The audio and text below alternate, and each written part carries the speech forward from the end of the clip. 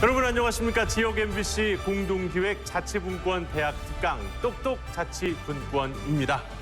지난해 연말이죠. 국회에선 이 지방자치 32년 만에 정말 큰 획을 그을 만한 개정안이 발의가 됐습니다.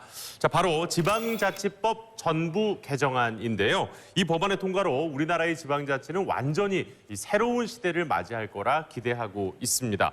자, 일단 이 주민들이 원하기만 하면요, 이 가까운 곳에 있는 자치단체들끼리 모여서 또 하나의 새로운 자치단체를 만들 수도 있고요. 심지어 이 지방 조례까지도 주민들이 직접 발의할 수 있는 길이 열린다고 하는데요. 자, 이 얘기를 그런데 하기에 앞서서 과연 그렇다면 우리가 지금 할 거라고 기대하고 있는 이 지방자치, 주민자치는 과연 무엇인가? 이것에 대해서 다시 한번 되짚어보는 시간을 가져볼까 합니다. 자, 그래서 오늘은 주민자치에 대해서 알아볼 텐데요. 오늘의 주제인 주민자치에 대한 이야기 두 분 교수님 모셨습니다. 이향수, 김찬동 교수님 모셨습니다. 어서 오십시오. 자, 이 주민자치라는 단어가 왠지 조금 익숙해졌다라는 생각이 드시는 분들은 자, 주변을 한번 떠올려 보시기 바랍니다. 자, 그래서 과연 우리의 주민자치는 지금 어디까지 와 있는지 교수님 모시고 이야기 한번 들어볼까 합니다. 이향수 교수님 모시겠습니다.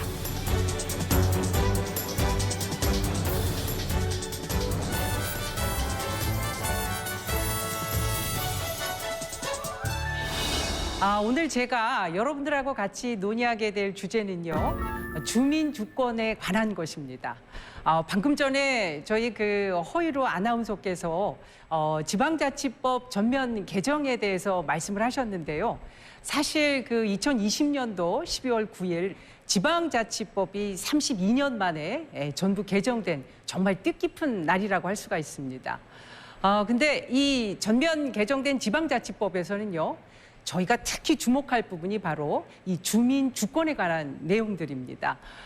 사실은 그동안은 저희 나라에서 지방자치라고 하면요, 사실 단체 자치 쪽에 훨씬 더 많은 초점이 두어졌습니다. 그런데 작년에 이 지방자치법이 전면 개정되면서 목적 조항에 이 주민 주권에 관한 것들을 명문화하고 있습니다. 즉, 그 지역의 어떤 정책 과정에 주민들이 적극적으로 참여할 수 있도록 이러한 사항들을 명문화한 것이죠. 그래서 제가 오늘 여러분들하고 같이 이 주민 주권에 관한 것들을 조금 같이 의논해 보도록 하겠습니다. 자, 그럼 우선요, 주민 주권의 개념부터 먼저 말씀을 좀 드리겠습니다. 여러분들 이 주민이라고 하는 단어도 사실은 이제 여러분들이 접하시면서 국민이라고 하는 그런 단어도 조금 같이 이렇게 대비해서 우리가 살펴봐야 하는데요. 여러분들 어떠세요? 국민이라고 하는 단어가 더 이렇게 좀 좋으신가요? 아니면은 주민이라고 하는 단어가 조금 더 이렇게 마음에 와닿으신가요? 어떤 개념이 더 좋으신지 잘 모르겠습니다. 근데요, 사실은 여러분들을 아마 이 국민이라고 하는 단어에 좀 더 이렇게 점수를 주지 않을까라고 하는 그런 생각이 듭니다.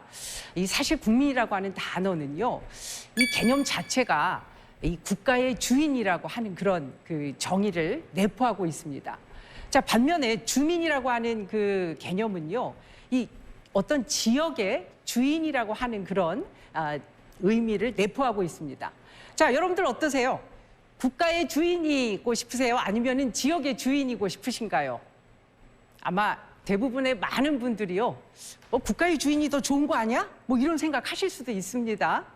자, 근데요, 이 국가의 주인인 국민에 대해서 여러분들이 좀 곰곰이 생각해 보시면 얼마나 국가의 주인으로서 여러분들이 좀 행세를 하셨는지, 혹은 좀 대접을 받으셨는지, 아니면 내가 좀 존재감을 좀 드러내셨는지 한번 생각해 보시면요, 사실 별로 그런 기억들이 별로 없으실 것 같습니다.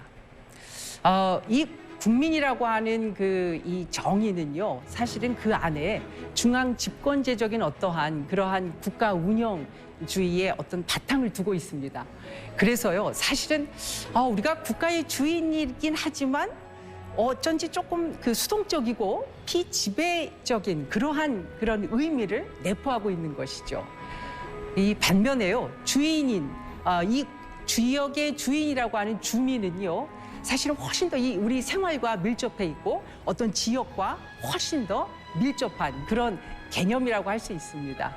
그래서 우리가 이 주민이 정말 그 주인이 되는 그러한 이 주민 주권이라고 하는 것에 여러분들이 훨씬 더 이 좀 친숙하고 또 친근감을 가지셨으면 하는 그런 마음에서 제가 국민과 이 주민을 좀 비교해서 설명을 좀 드렸습니다.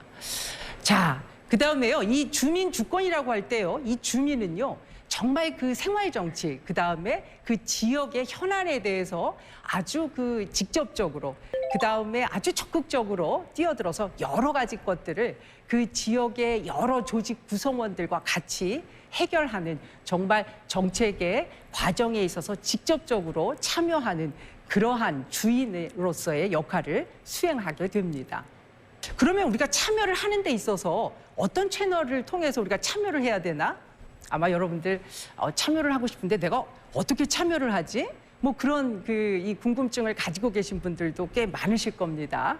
예, 바로 주민자치회 혹은 또 일부 지역에서는 주민자치위원회라고 하는 그러한 기구를 통해서 우리가 참여를 하고 있습니다. 그래서 이러한 주민자치회를 통해서 여러분들이 그 지역의 주인이라고 하는 그러한 것들을 갖다 의미를 좀 찾으시고 그리고 직접적으로 또 참여도 하실 수가 있습니다. 자, 그러면요. 우리가 이제 주민과 국민을 이렇게 비교를 해 보았고요. 자, 그러면 우리가 지역의 주인으로서 왜 주민 참여를 해야 되는가 그 필요성에 대해서 먼저 말씀을 드리고 우리가 주민 참여에 있어서요. 직접적인 물리적 공간이 또 있죠. 바로 주민자치센터입니다. 자, 그러면 물리적 공간에 대한 이야기부터 먼저 말씀을 좀 드리겠습니다. 우선 주민 참여가 왜 필요한가? 주민 참여의 필요성부터 먼저 말씀을 좀 드릴게요. 자, 첫 번째가요. 행정의 독선화를 방지할 수 있습니다. 이게 무슨 얘기냐면요. 사실 이 여러 가지 지역 현안이나 정책에 있어서는요. 주로 그동안 누가 결정을 했었나요? 바로 그 행정기관에 있는 공무원들이 주로 결정을 했습니다. 사실은 지역 현안에 대한 혹은 지역 문제에 대해서 누가 제일 잘 알죠? 여러분들 아마 이 내 병은 내가 한다 이런 얘기 다 아시죠? 사실 지역 현안에 대해서는 누구보다도 지역 주민들이 가장 잘 알고 있습니다. 그런데 그동안은 우리가 참여를 하지 못했던 거죠. 그러니까 행정기관에서 그냥 알아서 결정하고 그들이 어떤 그 정책이나 어떤 책을 내놓으면 그냥 수동적으로 그냥 우리는 따라갔던 거죠. 자, 이런 행정의 독선화를 방지하기 위해서도 여러분들의 참여가 필요합니다. 자, 그다음에요. 또 두 번째가요. 우리가 사실은 이 행정기관 혹은 공무원들에 대해서 여러분들은 어떻게 신뢰를 좀 완벽하게 하시나요? 아니면 조금 어딘가 부족하다고 늘 느끼시지는 않나요?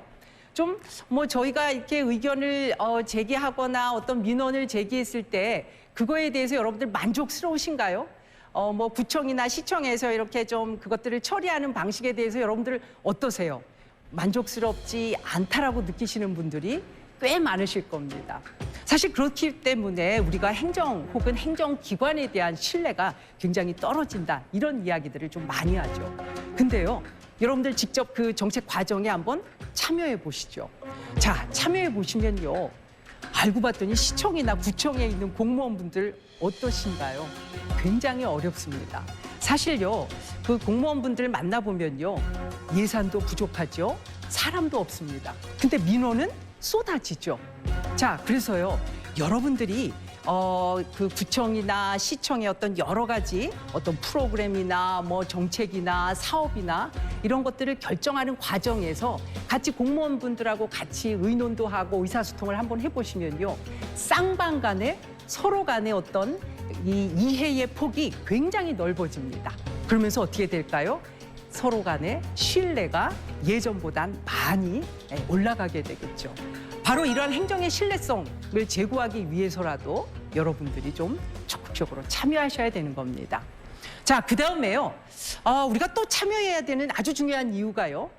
대의 민주주의, 소위 말해서 우리를 대신해서 여러 가지 정책을 결정하고 여러 가지 의사결정을 대신하는, 그러니까 지방의회 의원들 혹은 단체 장이 될 수도 있습니다. 이러한 우리를 대신해서 뭔가 의사결정을 할 사람들을 뽑아서 그들로 하여금 대신 우리로 어떤 의사결정을 하게끔 하는 이러한 대의 민주주의에 대해서도 사실 여러분들 어떻게 생각하시나요? 좀 만족스러우세요? 정말 우리의 의견들을 충분히 반영해서 우리의 어려운 점들을 그들이 충분히 해결한다라고 이렇게 느껴지시나요? 아마도 좀 만족스럽지 않은데라고 느끼시는 분들도 꽤 많을 것 같습니다. 바로 이런 대의 민주주의를 해결하기 위해서도 여러분들이 직접적으로 좀 참여를 하셔야 됩니다. 자, 그다음에요. 여러분들이 직접 어떤 그 지역의 현안이나 정책 과정, 문제 해결 과정에 참여하시면 어떤가요? 훨씬 더 그 지역 현안이나 그 지역의 문제에 대해서 정말 실질적인 해답을 내놓을 수가 있습니다. 자, 그래서요, 행정의 대응성도 지금보다는 훨씬 더 올라갈 수가 있습니다. 자, 그런 의미에서 우리가 이 지역 현안에 그리고 정책 과정에 여러분들이 참여를 하셔야 되는 겁니다. 자, 그러면요, 여러분들이 그 지역 현안에 그리고 여러 가지 정책 과정에 참여할 수 있는 어떤 뭐 공간 혹은 물리적 공간이 바로 주민자치센터입니다. 뭐 물론 그 시청이나 여러 그 다른 공공기관에서도 여러분들이 참여하실 수 있지만 아주 우리가 실질적으로 직접적으로 그리고 가까이에서 참여할 수 있는 공간이 바로 주민자치센터입니다. 자, 주민자치센터는 그 사실은 김대중 정부 때부터 이게 이 주민자치센터라는 그러한 제도가 생겼는데요. 그 이전에는 아마 여러분들 그 읍면 동사무소 익숙하실 겁니다. 김대중 그 대통령 정부가 막 출범하면서요, 행정 혁신의 일환으로 읍면동 기능을 보완하고 그리고 정말 주민자치의 어떤 공론의 장으로서 이 주민자치센터가 출범을 했습니다. 자, 그런데요, 사실은 이 주민자치센터는 여러 가지 그 문제점도 좀 노정을 하고 있습니다. 이 뭐 사실 맨 처음의 의도는 이 주민자치의 어떤 공론의 장으로서의 역할을 할 거다. 라고 이렇게 생각을 했지만요. 지금 아마 여러분들 좀 뭐 많은 의견들이 있으실 겁니다만 이 주민자치회가 본래의 어떤 목적대로 지금 잘 이렇게 운영이 되고 있나? 라고 하는 부분에 있어서는 많은 분들이 좀 후한 점수를 주기가 상당히 어려울 것 같습니다. 그래서 이 주민자치센터에 대한 어떤 기능 복원도 여러분들과 우리가 앞으로는 계속적으로 좀 논의를 해가고 많은 고민이 필요하다. 그리고 원래의 기능, 주민자치센터 원래의 기능인 주민자치의 어떤 그런 공론의 장으로서의 역할로 좀 회복될 수 있도록 많은 노력이 필요하다. 라고 이렇게 그런 말씀을 좀 드리고 싶습니다. 자, 그다음에요. 이 주민자치센터를 그 기반으로 해서 주민자치위원회 혹은 주민자치회가 운영이 되고 있습니다. 근데 이제 최근에 들어서서는 사실 이제 주민자치회를 시범적으로 2013년도부터 우리가 운영을 하면서요. 이 주민자치회는 그 기존의 어떤 그 주민자치위원회보다 훨씬 더 그 적극적으로 여러 가지 주민자치와 관련된 그런 의사결정이나 여러 가지 기능을 좀 할 수 있도록 이렇게 독려를 하고 있습니다. 자, 근데 그 이 주민자치회가 사실은 이제 그 맨 처음에 도입될 때의 어떤 기대 혹은 그 주민자치위원회가 기존에 가지고 있었던 여러 가지 한계점을 잘 극복할 수 있는가라고 하는 그러한 그 의구심에 대해서 지금 그렇게 썩 좋은 평가를 하기는 사실은 상당히 어려울 것 같습니다. 그래서 이러한 주민자치회가 가지고 있는 몇 가지 그런 문제점에 대해서도 좀 짚어보도록 하겠습니다. 우선요, 주민자치회에 대한 공감대가 부족하다라고 하는 그런 이야기들이 굉장히 많이 들립니다. 자, 지금 이 시청하고 계신 여러분들도 조금 책임이 좀 있으실 것 같은데요. 여러분들은 주민자치 혹은 주민자치회에 대해서 얼마나 좀 관심을 가지고 계신가요?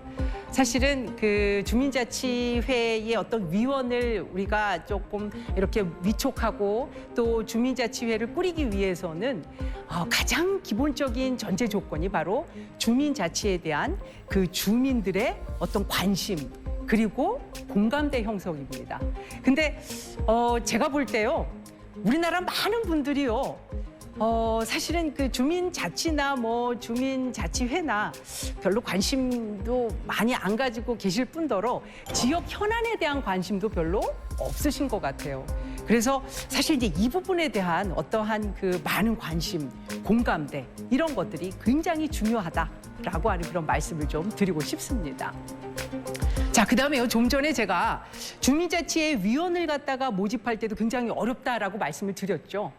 사실은 그러다 보니까 이 주민자치회에 대한 어떤 위원을 위촉하고 그다음에 주민자치회를 운영을 하면서 뭐 총회를 우리가 개최하고 그다음에 여러 가지 주민과 관련된 여러 가지 사업이나 프로그램들을 갖다 진행할 때도요. 일반 주민들의 참여가 굉장히 저조합니다. 그래서 여러분들이 좀 앞으로는 좀 적극적으로 관심도 보여주시고 참여도 많이 해주시고 응원도 많이 해주셨으면 좋겠습니다. 자, 그다음에요.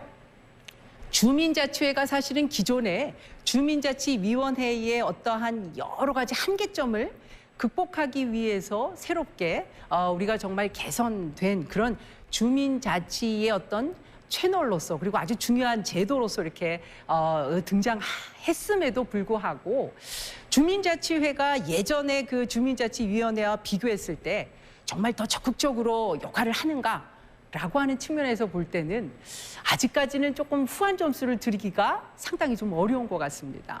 사실 기존의 주민자치위원회에 비해서 여러 가지 정책 결정 기능이나 여러 가지 권한을 행사할 수 있음에도 불구하고 그러한 기능들을 제대로 발휘하지 못하고 있다라고 하는 그런 평가가 있습니다. 그래서 그러한 적극성 부족에 대한 그러한 문제점도 역시 아울러서 노출이 되고 있습니다.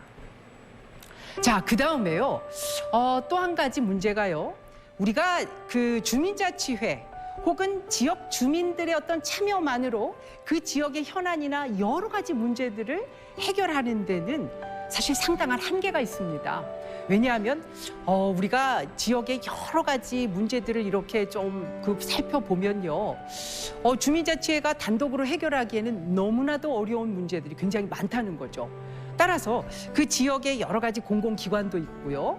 그다음에 뭐 민간 영역도 있고 그다음에 뭐 기업들도 있고 굉장히 다양한 그 지역의 구성원들과의 어떤 협업이 굉장히 중요하죠. 근데 사실 그동안은 이 지역의 구성원들 간의 협업 그리고 같이 뭔가를 그 협업을 통해서 문제를 해결하려고 하는 그런 노력이나 그런 의지가 좀 다소 부족한 게 아니었나 뭐 이런 생각이 좀 듭니다. 자, 그러면요. 앞으로는 우리가 주민자치회 어떻게 하면 좀 활성화할 수 있을까요? 그리고요, 저는 사실 주민자치의 활성화도 중요하지만 일반 주민들의 참여가 훨씬 더 중요하다고 생각합니다. 그래서 여러분들하고 같이 좀 그 부분에 대해서도 논의를 좀 해보도록 하겠습니다. 여러분들 제가 이렇게 이 활성화 방안에 대해서 말씀을 드리면 여러분들도 한번 좀 고민을 같이 좀 해보시죠. 자, 그다음에요. 또 주민 역량에 대한 강화도 사실 주민자치회의에서 좀 고민을 하셔야 됩니다. 제가 또 이 전문성과 더불어서 주민 역량 강화라고 하는 이런 이야기를 하니까 저건 또 뭐지? 좀 부담스럽게 생각하시는 분들도 계신데요. 여기서 역량 강화는 사실은요, 뭐 그렇게 어렵게 생각하실 거 없습니다. 이 주민자치에 대한 어떤 관심, 이런 것들을 조금 이 제고시키기 위한 노력을 바로 주민 역량 강화로 이렇게 이해하시면 되겠습니다. 지금 제가 아까도 말씀드렸는데요. 일반 우리 주민들이 지역 현안에 대해서 너무 관심이 없습니다. 그래서 이런 것들을 좀 어떻게 하면 우리가 좀 환기시키고 어떻게 하면 그분들이 이 지역 현안이나 지역에 관심을 가지도록 우리가 조금 독려할까? 뭐 이런 것들을 조금 고민을 하고요. 뭐 여러 가지 프로그램들이나 같이 이야기할 수 있는 그런 장을 조금 많이 만드십시오. 그래서 좀 같이 무슨 뭐 이야기를 할 수 있는 뭐 토론 혹은 뭐 세미나 뭐 이런 것들도 아주 작은 단위에서 좀 만드는 그런 노력들이 필요합니다. 그러면서 자꾸 그 지역 주민들로 하여금 지역에 대한 관심, 그다음에 주민 자치에 대한 관심 이런 것들을 좀 갖도록 독려를 하십시오.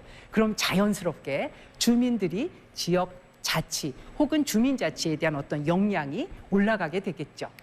자, 그다음에요.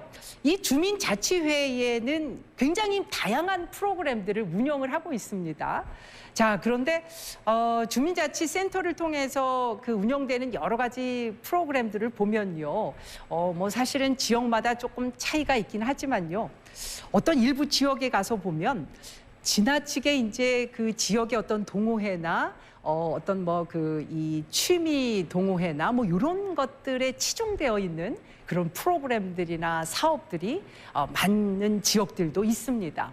근데 사실 이 주민자치회 혹은 주민자치센터에서 우리가 주로 논의해야 될 그런 사안들은요, 정말 그 지역에 있어서 해결하지 못하는 아주 심각한 그런 문제들도 해결을 해야 된다라고 하는 거죠. 그래서 그런 문제들을 좀 해결할 수 있는, 정말 우리가 지역의 현안에 대해서 해결하기 위한 아주 조금 심도 있는 그런 프로그램들, 이러한 것들도 조금 계획을 하시고 운영을 하실 필요가 있다라고 하는 그런 말씀을 좀 드리도록 하겠습니다. 자, 그다음에요. 또 그 주민자치회를 위해서는요, 정말 활성화하고 주민자치의 공간으로서, 그리고 주민자치의 어떤 아주 정말 공론의 장으로서의 역할을 하려면요, 사실 그 기존의 주민자치센터라고 하는 그 공간과는 조금 별개의 공간이 좀 필요하기도 합니다. 물론 사실은 그 지방정부의 어떤 재정 상황이 넉넉치는 않기 때문에 우리가 별도의 공간이나 혹은 별도의 인력 지원을 받기는 상당히 어렵다라고 이렇게 말씀하시는 분들도 계실 텐데요. 그래도 사실은 조금 그 지방정부 차원에서는요, 어떤 그 주민자치회를 위한 별도의 공간, 또 인력 자원에 대한 어떤 지원, 이런 것들도 조금 앞으로는 좀 이렇게 고민을 해볼 필요가 있다라는 그런 부탁을 좀 드리도록 하겠습니다. 제가 지금 여러 가지 그 이 주민자치회를 통해서 우리가 그 지역의 현안, 그리고 지역의 문제에 대해서 많은 관심을 가지십사 이렇게 부탁을 드렸는데요. 주민자치회뿐만 아니라 여러분들의 참여, 그리고 여러분들의 관심이 훨씬 더 중요합니다. 앞으로 여러분들의 많은 참여 그리고 관심을 기대하도록 하겠습니다. 이상으로 저의 강의는 이렇게 마치도록 하겠습니다. 경청해 주셔서 대단히 감사합니다.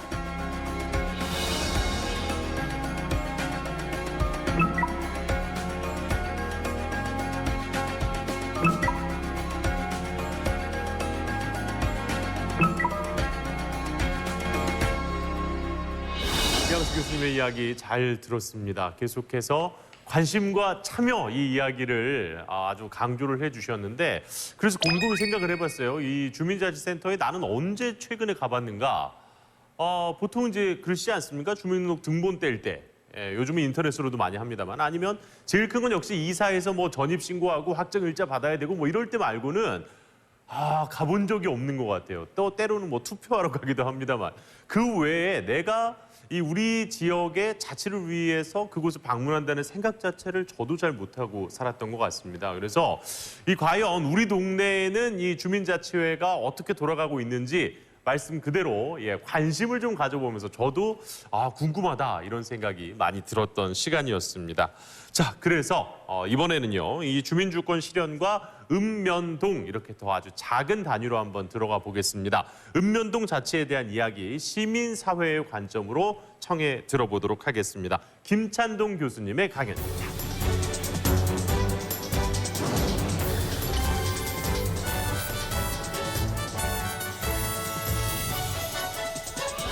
오늘 제가 주민자치 관련하여서 강의를 하려고 하는 것은 주민주권과 관련하여서 이 주민주권을 어떻게 실현할 수 있을 것인가라고 하는 점에 대하여서 이 읍면동 계층에 보통 우리가 주민자치회라든지 주민자치위원회에 대한 이야기들을 많이 하고 있습니다만 이 주민자치위원회나 주민자치회 같은 경우에 그 본질이 과연 자치이냐라고 하는 데 대하여서 문제 제기들이 많이 되어져 왔다라고 하는 거죠. 행정이 하는 이런 사무들에 대하여서 주민들이 이 행정에 참여하는 정도의 역할을 하는 것이지 이게 과연 자치였다라고 할 수 있느냐라고 하는 것이죠. 그래서 2년 전인가요? 우리가 헌법 개헌을 할 때도 주민들의 이러한 그 자치권을 헌법의 조문으로 넣어야 된다. 그렇지 않고 현재의 법 제도 속에 있어서는 주민자치라고 하는 것을 제대로 하기가 쉽지 않다라고 하는 문제 제기가 있었던 것이고 2021년 우리에게 남겨져 있는 과제는 과연 그러면 우리 사회가 이런 주민주권에 입각하여서 읍면동이라고 그럴까요? 우리의 삶과 가까이 있는 생활자치라고 그럴까? 혹은 근린정부라고 하는 곳에 자치를 제대로 도입할 수 있을 것인가라고 하는 것이 과제로 던져져 있다라고 하는 것이지요. 구체적으로 이 자치분권 운동에 있어서 지난 한 20여 년 동안 한국의 지방자치를 중앙집권적인 데서 지방자치적인 것으로 권한도 이양하고 그다음에 이 분권을 하려고 굉장히 많은 노력을 해왔습니다만 실제 현재 우리의 데이터들을 보면 1991년도에 지방자치단체의 재정자립도가 62% 하던 것이 현재는 43%로까지 떨어져 있다고 하는 거죠. 이거는 뭐냐면 자치를 이렇게 30년 동안 했는데도 재정자립도가 재정에 대한 이 부분이 오히려 더 20%나 떨어졌다라고 하는 것은 역자치, 역주행을 하고 있다라고 하는 거죠. 이런 상태로 우리가 자치를, 지방자치를 앞으로 10년, 20년을 더 권한을 이양하고 중앙정부의 권한을 이양하고 사무를 이양하고 하는 이런 방식으로 해서 한국의 지방자치가 더 성숙하고 나아질 거냐라고 하는데 의문을 제기하게 된다는 거죠. 그렇다고 한다면 시민사회 관점에서는 이러한 우리 한국 사회의 지방자치를 정말 새롭게 할 수 있는 그러한 제도적인 틀을 만들지 않고는 이 한국에 있어서의 지방자치가 진전되기 어려울 거다. 그 중심적인 개념이 뭐냐 하면 바로 자치분권 2.0이다라고 해서 주민주권을 실현할 수 있는 제도적인 장치를 직접 한번 만들어 보고 그것을 앞으로의 우리 자치분권 개혁에 있어서의 표때 당장 실현되기는 쉽지는 않을 겁니다. 왜냐하면 이런 개혁이라고 하는 것은 많은 기존에 있어서의 이해관계와 기득권들이 있기 때문에 이런 것들을 하나하나 바꾸어 나간다고 하는 쉽지는 않은 길이지만 우리가 이렇게 자치분권에 대한 강의도 하고 시민사회에 지속적으로 이렇게 교육을 하는 데 있어서 시민들이 지향해야 될 표대가 무엇인가 하는 거는 알고 가야지. 그렇지 않으면 미시적으로 한 발 한 발 갔는데 나중에 가서 돌아보니까 자치분권이 전혀 진전된 게 없네요 라고 이렇게 되어서는 안 되겠다라고 하는 거죠. 그렇다고 한다면 우리가 지향해야 될 자치분권의 표대 그게 뭐냐라고 하는 거죠. 물론 이러한 부분들을 자치분권 2.0이라고 하는 개념을 통하여서 단체 자치적인 이런 우리 이 구조들을 주민이 이 주권자가 되어져 사는 이 주민자치 패러다임으로 바꾼다라고 하는 그 큰 전환을 우리가 2.0이라고 하는 것으로 표현을 한 거죠. 표현을 한 거고 금년 중에도 이런 지방자치법에 있어서 여러 이 사항들에 대하여서 어떻게 시행령을 만들 거냐 하는 노력들을 하고 있지만 사실은 쉽지가 않을 수 있다라고 하는 거죠. 이게 단순하게 전문가들이나 학자들이 이렇게 하자라고 이렇게 한다고 해서 기존의 제도적인 장치가 되어 있는 것들을 바꾸어낸다라고 하는 것은 굉장히 지난한 어려움이 있을 수 있다라고 하는 것이죠. 그러니까 그런 관점에서 우리가 주민 주권에 입각한 지방자치 어떻게 해야 될 거냐에 대한 부분들을 한번 살펴보겠다라고 하는 거지요. 주민주권이라고 하는 부분에 대하여서 우리가 한번 살펴보려고 하는데 보통 주권이라고 하면 국가 단위의 주권을 한번 생각해 보면 이런 것이지요. 우리가 국회를 뽑고 국가가 이 독립이 되어졌을 때 국회를 뽑고 그러나 우리 한국에 있어서 상당한 기간 대통령을 직접 뽑을 수 있는 집행부의 수장을 직접 뽑을 수 있는 이 선거권이 없었던 거지요. 그래서 제한되어져 있었던 거죠. 제한되어져 있었던 거고 그런데 1991년에 우리가 지방자치를 하게 되면서는 이 주권자로서의 권한들을 지방자치단체인 시도와 시군구에 대하여서도 주권을 행사하여서 대표자를 뽑을 수 있는 우리가 자치를 한다라고 하는 것은 그 대표자를 뽑을 수 있는 의회가 구성이 되어진다라고 하는 것이죠. 그래서 이 시민주권, 국민주권이라고 하는 것이 국가 단위에서 구현이 되다가 91년도에 광역시도 시군구까지는 되었는데 읍면동 계층을 보니까 여전히 행정관료제가 행정 관리 통제를 하고 있더라라고 하는 거죠. 시민사회 영역이 없는 거죠. 그래서 이 읍면동계청이라고 하는 부분들에 있어서 보다 주민들과 가까이 있는 이러한 이 행정계청에 있어서의 주민의 주권이 작동할 수 있도록 그 대표자를 뽑는다든지, 그렇게 되면 읍면동계청에 의회를 만들게 되겠죠. 의회를 만들게 되거나 혹은 주민자치회의 논의를 하고 있는 것처럼 총회를 구성하여서 주민들 전체가 자기 참여하여서 기본적으로 세금이라든지 그다음에 주요한 의사결정에 대하여서 참여할 수 있는 그런 이 구조가 만들어진다라고 하는 거죠. 그러니까 이런 부분을 만드는 데서 이런 문제가 있겠죠. 뭐냐면 그러면 계층이 우리가 너무 많아지는 게 아니냐. 현재도 2계층제인데 3계층제가 되는 것인데 그렇게 하는 게 타당하냐라고 하는 부분에 대하여서 오늘 제가 여기서 다 설명할 수는 없습니다만 91년도에 우리가 자치를 도입을 하면서 시군구 자치를 했는데 사실은 이 군 자치라고 하는 부분은 1961년도에 우리가 지방자치를 중단할 때 읍면자치를 하고 있다라고 하는 거죠. 그리고 읍면계청에 있어서도 이 읍의회를 구성하여서 주민들이 기본적으로 대표자를 뽑는 이런 자치를 경험을 한 적이 있다라고 하는 거죠. 그런데 우리가 91년도에 이런 민주화를 통하여서 지방자치를 도입을 한다고 하면서 군자치, 굉장히 효율성을 중요시하는 그런 규모의 자치를 그대로 가져왔다라고 하는 것은 지방자치를 하는 데 있어서의 제도 설계를 신중하게 하지 않았던 그런 이 문제가 있었다라고 하는 거죠. 그래서 이번 이 30년 정도에 우리가 지방자치가 부활한 이후에 있어서 지방자치 제도를 정말 근본적으로 한번 이렇게 새롭게 제도 설계를 해야 되는 시기에 있어서 읍면동 계청에 있어서의 주민들의 대표를 뽑고 또 생활 자치에 관련된 그런 기반을 마련하는 것이 필요하겠다라고 하는 문제제기인 거죠.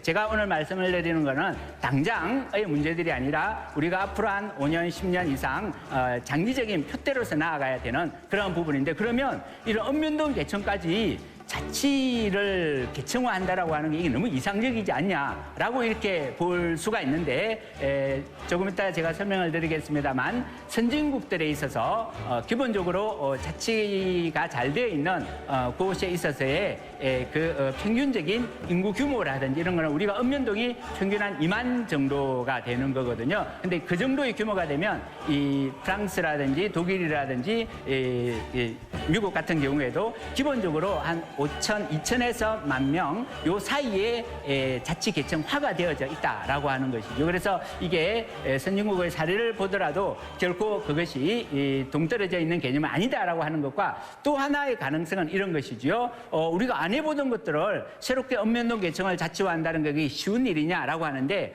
오늘날 읍면동의 개수들을 보면 이 동이 한 2,000개 정도가 되고 면도 한 2,000개 정도 됩니다만 도시화가 굉장히 많이 진전이 되어져 있기 때문에 도시화가 되어 있는 곳들에 있어서는 아파트 단지에 사람들이 굉장히 한 70~80% 이상이 지금 거주하고 있고, 서울 같은 경우에는 굉장히 높은 비율의 주민들이 이런 단지에 거주하고 있는데, 이 아파트 단지 내에 이렇게 잘 들여다보면 이미 자치 계층이라고 우리가 하지는 않지만 그 구역에 있어서의 자치 계층이 되어질 수 있는 그러한 입주자 대표회의라든지 그다음에 주민들이 관리비를 이렇게 내어서 그게 필요한 주차장 관리라든지 조경 관리라든지 방범 관리라든지 청소라든지 쓰레기 처리라든지 생활에 필요한 공유 서비스에 대해서 이미 자치 계층으로 운영을 하고 있다라고 하는 거죠. 단지 이거는 자치로 이 제도가 지금 설계된 게 아니라 국토부의 하나의 이 법률에 따라서 만들어져 있는 거기 때문에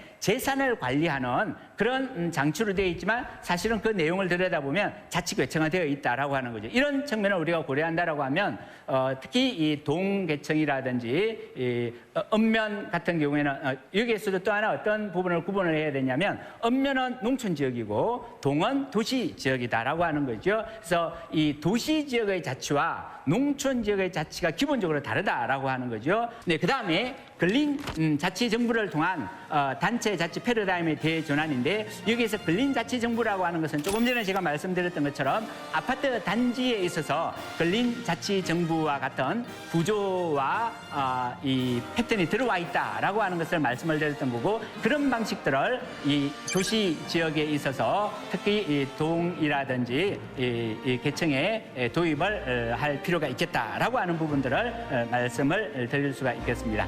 그 다음에 읍면동 계층의 제도 현황을 한번 들여다보면 조금 전에 말씀드렸던 것처럼 동 같은 경우에 행정동이라고 하는 것이 있고 법정동이라고 하는 개념이 있는 거죠. 그래서 우리는 어떤 식으로 행정동이라고 하는 것이 운영이 되어져 왔냐면, 법정동이 한 뭐 3개 정도가 있다든지 이렇게 되어지다가 인구가 점점 늘어난다든지 이렇게 되어지게 되면 법정동들을 통합을 해가지고 행정동을 만들었던 거죠. 그러니까 그렇게 하면서 기본적으로 주민들의 이런 이 동질적인 그러한 생활 여건들을 가지고 있는 부분들을 없애버리고 행정동으로 이렇게 해오는 효율성 중심의 이런 계층 제도들을 만들어 왔다라고 하는 거죠.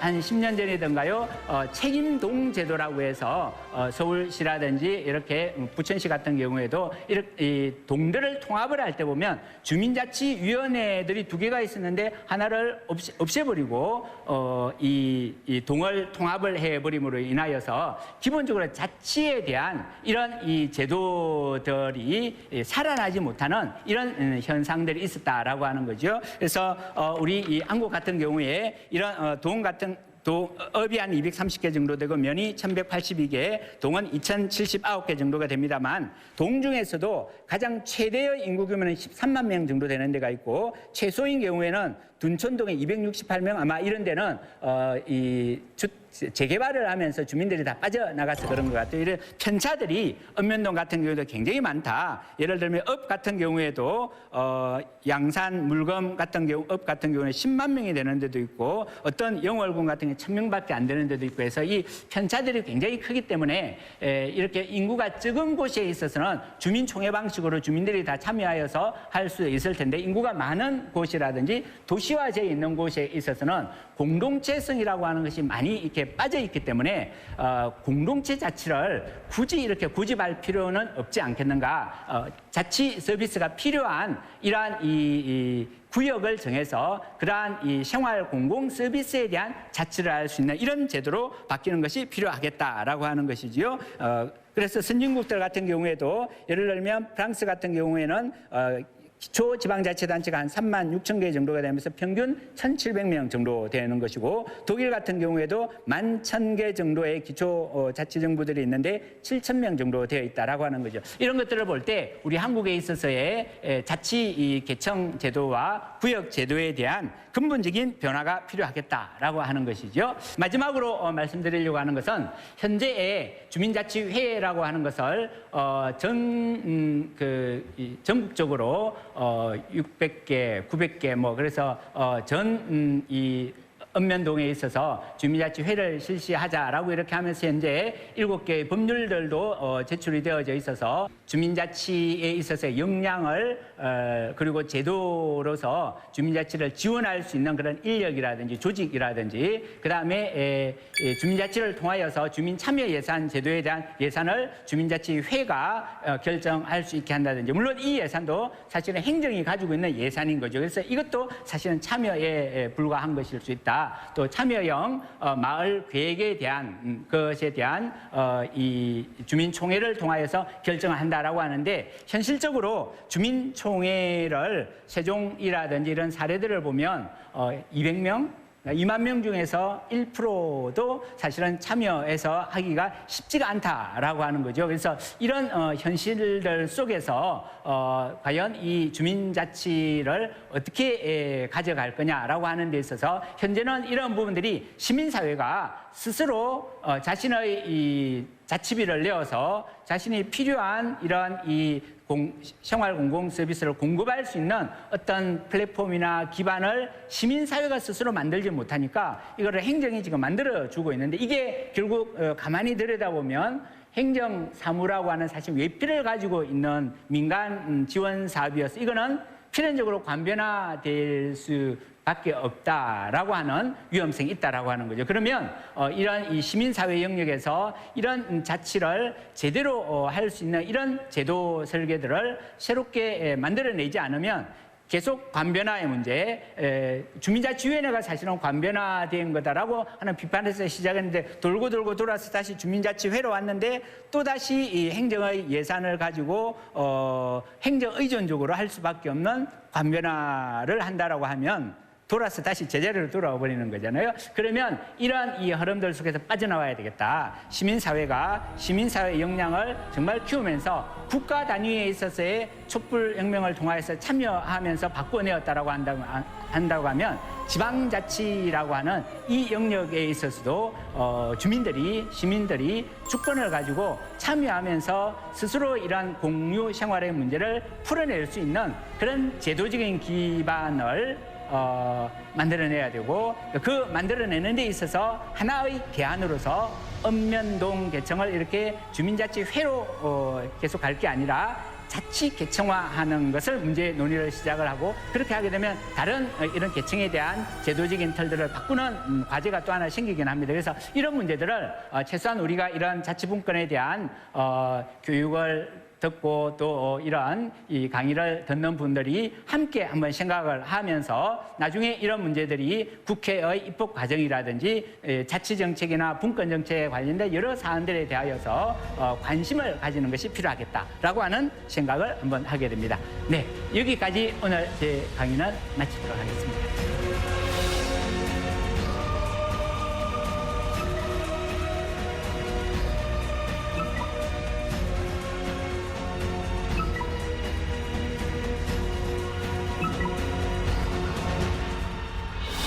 네, 이양수 교수님 그리고 김찬동 교수님의 강연 잘 들었습니다. 이 주민자치라는 게 너무 일단 용어 자체가 조금 생소한데 이걸 어떻게 우리가 접근할 수 있을까? 이제는 조금 알아들을 것도 같습니다. 물론 아직까지는 좀 어렵습니다만. 그런데요, 아까 이제 제가 오늘 우리 강연 시작하면서 이 지방자치법 전부 개정안이 돼서 너무 이거 좋은 일이다 뭐 이렇게 얘기를 했었는데 아까 제가 교수님 강연 들을 때 이 주민자치회에 대한 내용이 이 국회 입법 과정에서 좀 빠졌다. 그러면 이거 뭐 말짱 도루묵 아닙니까? 뭐 약간 이런 생각이 들던데 이거는 어떻게 되는 거예요? 법의 조직이 되긴 하는 겁니까? 네, 물론 이제 그 아까 김찬동 교수님이 강의하실 때 그 지방자치법 전면 개정안에서 그 부분이 사실 이제 국회 논의 과정에서 좀 빠지긴 했습니다. 근데 사실 그 지방 정부에서요.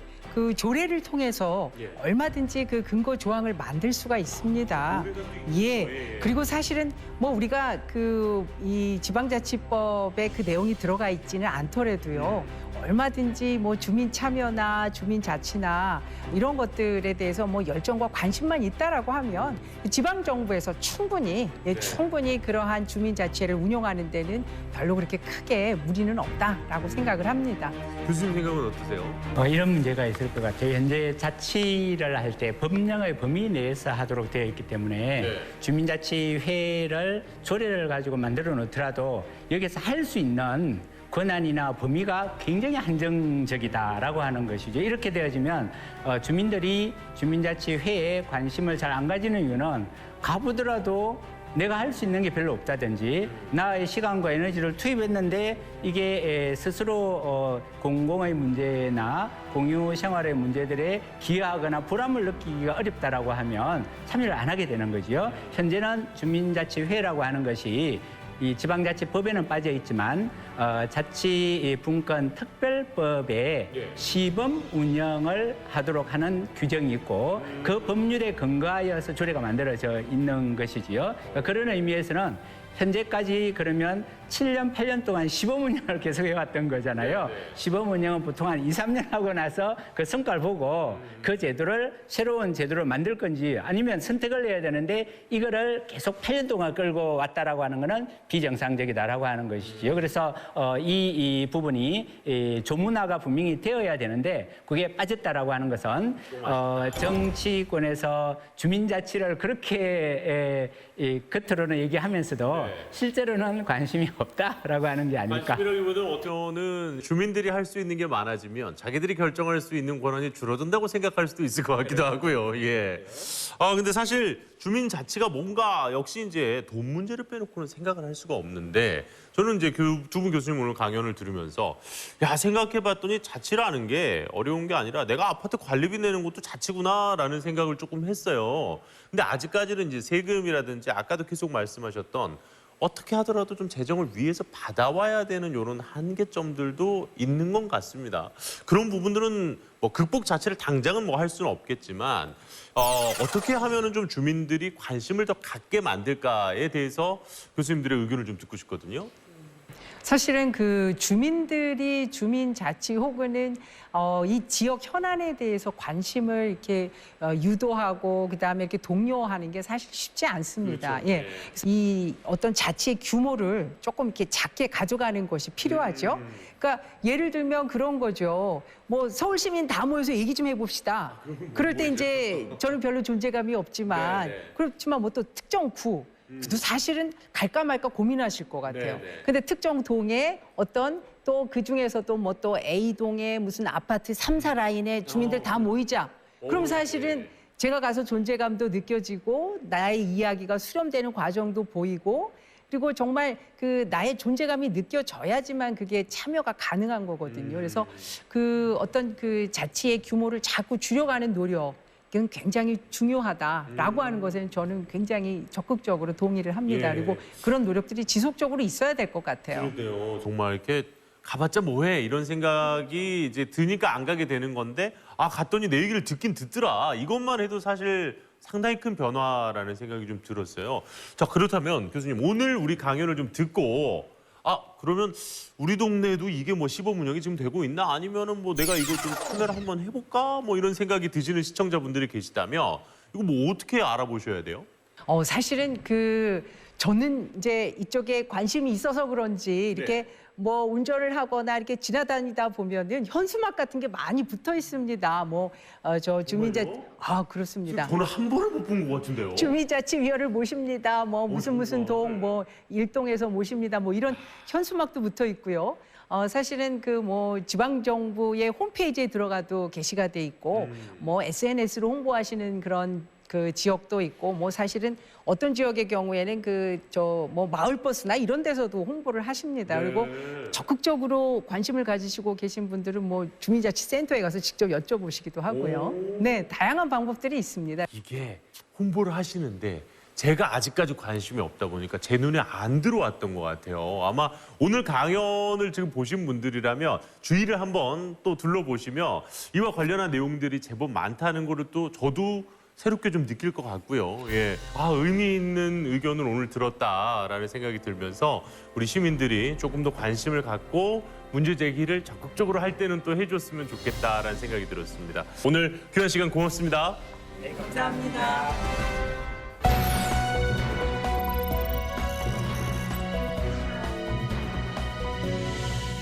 내년 1월부터 본격 시행될 지방자치법 전부 개정안.